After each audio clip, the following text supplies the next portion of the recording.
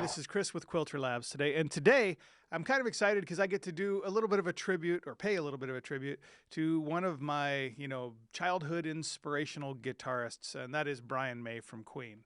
So, like many of you out there, you heard that A Night at the Opera, and it just blew your mind.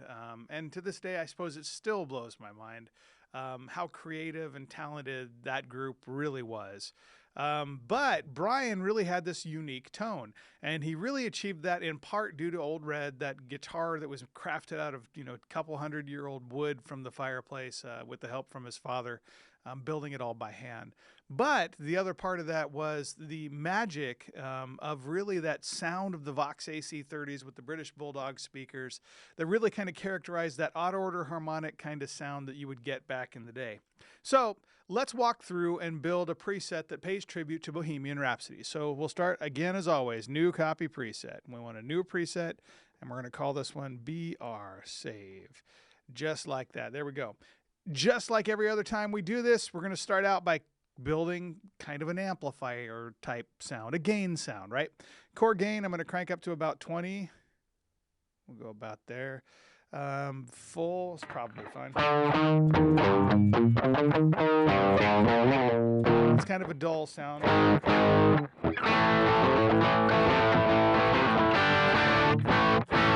It's a dull sound, but I'll roll with it. Cab, focused.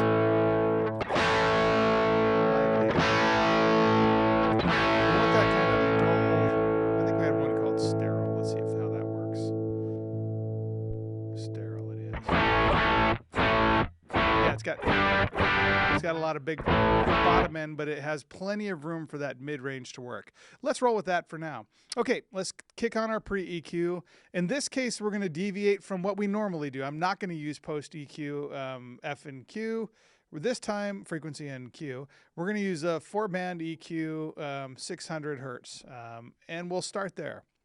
So what we want to do, I'll just leave these alone, but what I really want to do is I want to hit the front end of that gain sound with a lot more mid-range. So in order to do that, let's roll over and we'll crank that low down a bit, -4. We'll hit those mids up, turn them up to about 5.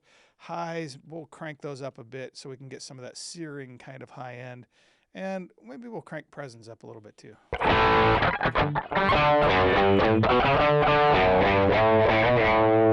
Yeah, okay, there we go. Post EQ, we're going to do something similar. So let's use that 4-band EQ because we need a little more flexibility here. Make that our custom mode.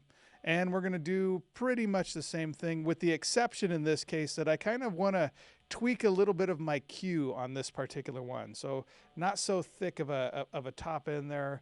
I want to really kind of focus in on the right frequencies in this particular case. So I'm looking to dial out, something around 2, or kick up something around 2, but with a more narrow band.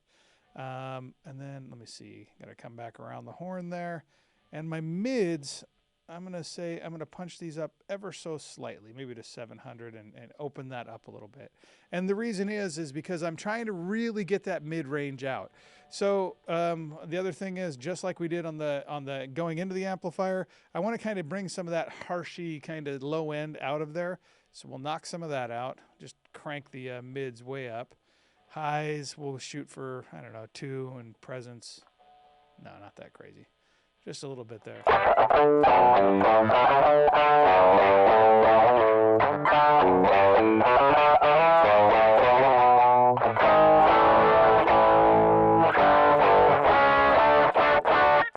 And there we go. We're starting to get that sound.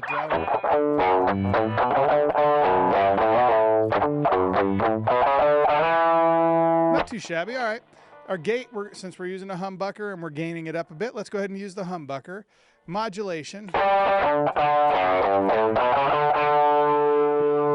don't know if he had a lot of chorus in there, but let's play around with it.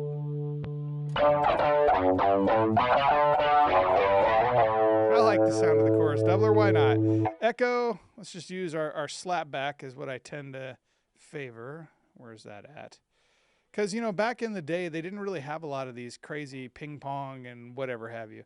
They just had a lot of slapback. So reverb, let's go studio. We'll shoot for that studio sound.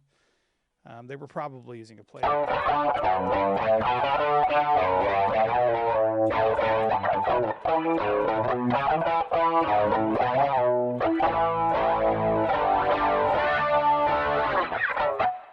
That's not too shabby. All right, level-wise, we will dial a little bit of that back. Just leave it there. Why not? Turn it up.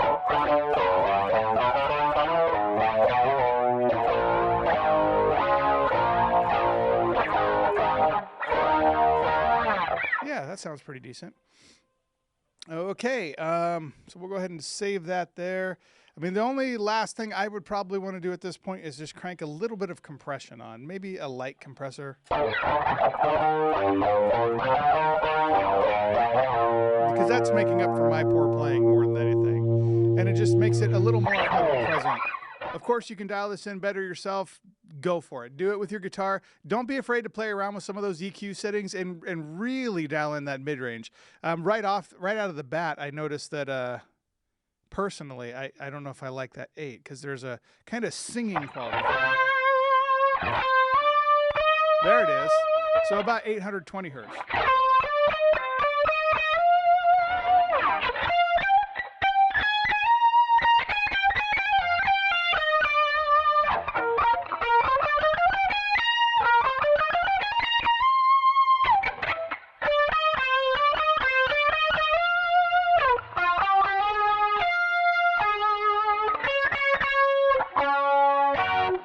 And that's a huge difference from just where I may have had it.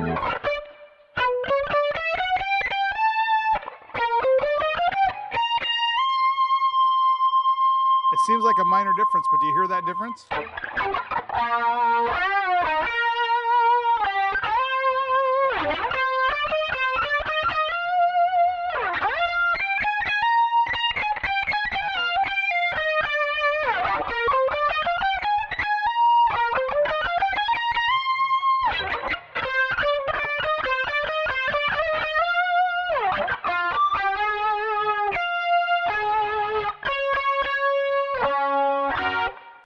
Like, subscribe, and ring that bell. That way, next time we make an Elevation Foundations course, you'll have it in your inbox.